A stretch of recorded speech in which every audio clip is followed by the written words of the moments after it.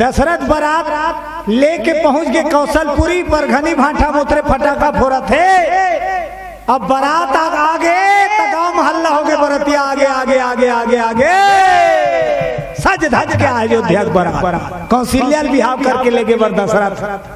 लेकिन जे दिन बरतिया है दुल्हन ले ले गए बरती दिन चोटा आगे छोकरी चोरा कम बड़े चोटा और कतका दूरी हला है पापी है। 7 समुंदर धार पार करके समुद्र पार कर लंका से रावण आया कहा छत्तीसगढ़। और चोटा कतका बेरा थे, चोटा अंधियार असन में आते नहीं चोरायला ही थे अंधियार हम नहीं आते वो का करो बाल्टी ले दे ही कुआं दहन का करो हौला पर है तेला ले जाई तारा वारा तोड़ के कार्टून वाटून ला चोरा दी। बोलो शंकर भगवान की जय हो। चोर अंधेला में आते लेकिन रावण ऐसे चोर दिन मानावा थे चोरी करे बार कोल्ला दुल्हीन एक जगह रथे का बिहाव होत रथे तो दुल्हीन एक जन छोड़ते चारों दहान ले मनखेम घेराए रथे सखी सहेली ढेढ़ी सुवासी जनपूज बिहाव खोत ले नहीं अब टेस्ट बढ़ जाते दूल्हा हो चाहे दुल्हन के एक गिलास पानी डूम के नहीं पिए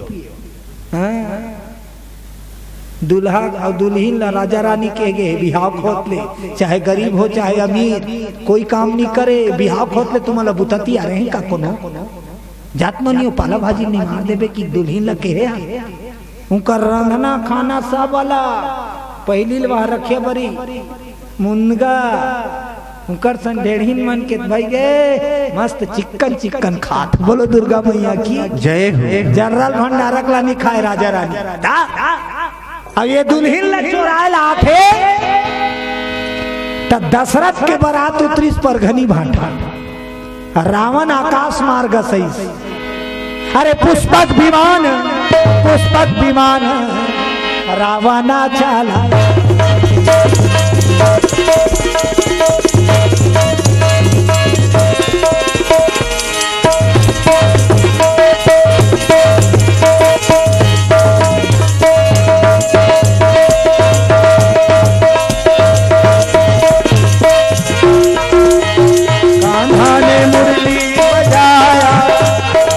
मधु मेरा गवाया मोहना तू बड़ा हो मोहना तू बड़ा हो कान्हा ने मुरली बजाया सुध बुध वो मेरा गवाया कान्हा तू बड़ा हो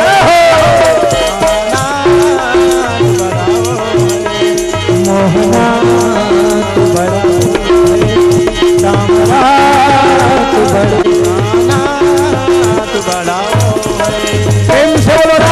सरकार की जय हो।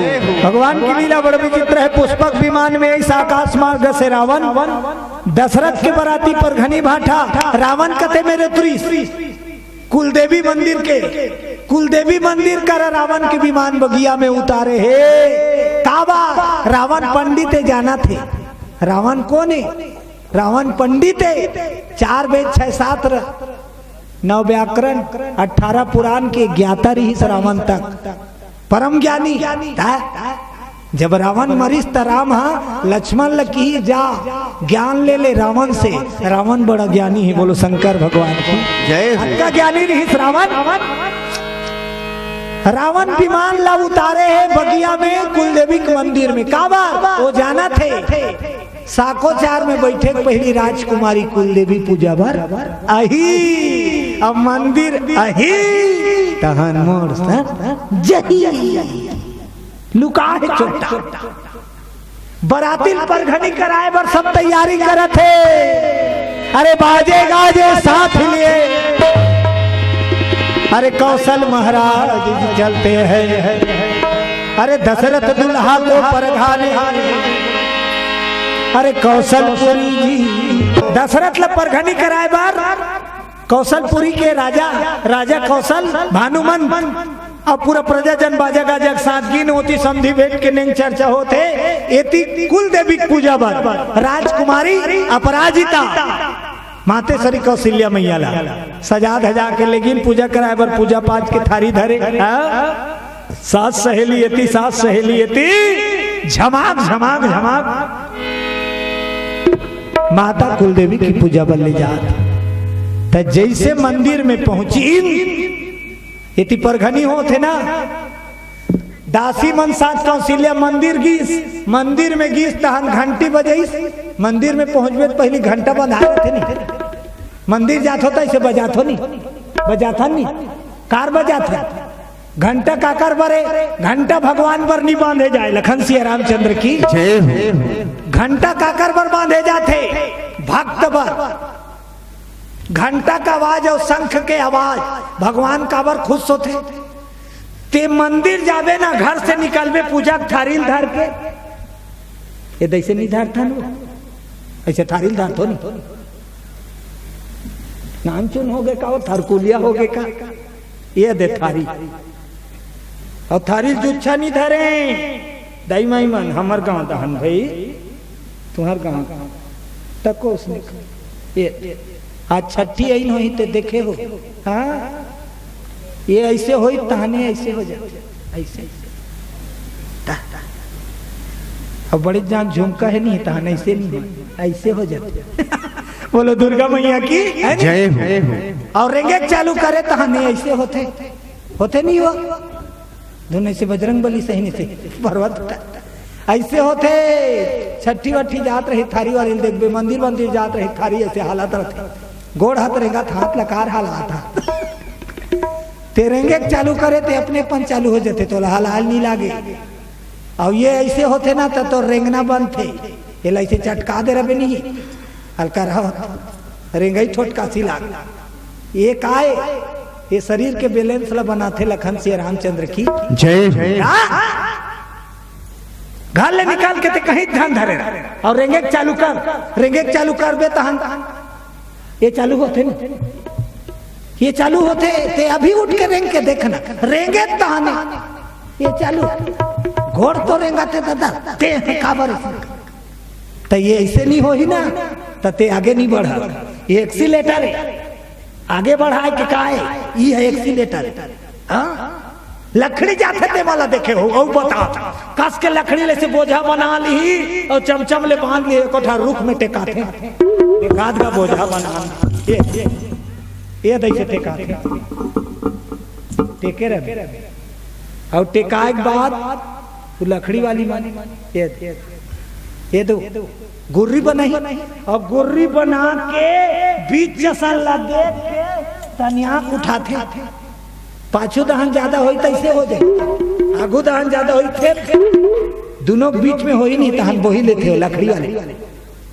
और वहां कुछ दूर ऐसे रहेंगे थे दोनों हाथ में और जानदार ही कि दोनों दहन बरोबर है तहन ढील लगा इसे हाथ ले छोड़ते और वहां ले 2-4 कदम रेंगीस तहन वहां ये हमार गाँव धान देखे और वहां तहन रफ्तार बढ़ी हो घर तीर में भाई 80-90 चलत भाड़ी तीर में ही और जा आज ऊंचो जात है थारी धर के माता के मंदिर कौशल्या देवी पूजन जी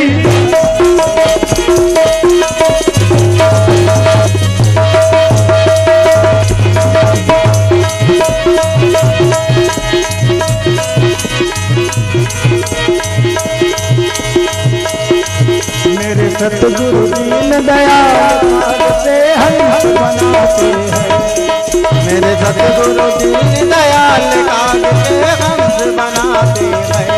काग से हंस बनाते हैं काग से हंस बनाते हैं काग से हंस बनाते हैं काग से हंस बनाते हैं काग के हंस बनाते हैं मेरे सतगुरु दीन दयाल काग से हंस बनाते हैं मेरे सतगुरु दीन दयाल काग के हंस बनाते हैं काग से हंस बनाते हैं काग के हंस बनाते हैं काग से हंस बनाते हैं काग के हंस बनाते हैं बोले भागवत भगवान की जय हो। कौशल्या माता जैसे घंटी मारी हाँ मैं बताते रहे घंटी काबर बांधे जाते, घर से निकल के मंदिर तक जाते तक अनेकों प्रकार के दृश्य देखते हैं हम लोग। घर ले निकलवे मंदिर के जात ले कई किस्म के दृश्य देखा जाता। कोनो कार साइकिल में कोनो गिरे है, कोनो कार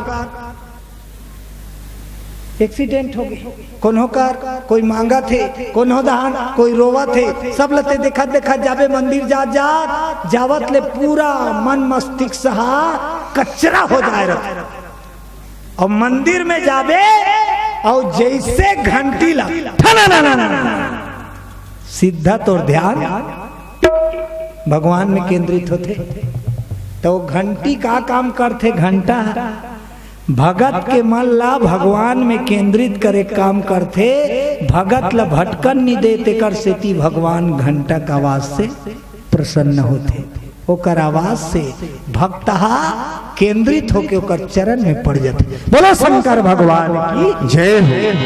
परमात्मा की लीला देखो, जैसे कौशल्या मैया घंटनाद करी रावण ला पता चल गया कौशल्या आ गया। तो रावण कारी बड़ा मायावी है, तंत्र मंत्र विद्या से परिपूर्ण, ऐसे माया करी 1 2 3 50 ओकर जादू दादा हमन का जान। रावण के मनता माया का माया करी, अंधेरा कायम हो गया। एक धारावाहिक देख रही टीवी में तमराव किलबी बहुत पहले अंधेरा कायम हो। रावण ऐसे अंधेरा प्रकट करी, माया से अंधेरा प्रकट किया। अरे कुछ न दिखाई पड़ता है, कतकपन अंधियार हो इस मंदिर करा। कतकपन अंधियार के बड़े का नाव धरे हैं हम, अंधियार के बड़े का नाव सांझ कथन नहीं, सांझ मुंधिया भैसा मुंधिया अंधिया ले देख ले कटकठा नाव धाडा रहे हमी मन सांझ मुंधिया अंधियार भैसा मुंधियार। ओकर बाद सबसे ज्यादा खतरनाक रथे अंधेला तेला का कथे घिटी खिटी कंधिया आ घूम खड़े रहते कर ऊपर पाजक कतकपन अंधियार हो। अरे घिटकी अंधियारी घिटकी अंधियारी, अरे माया हुए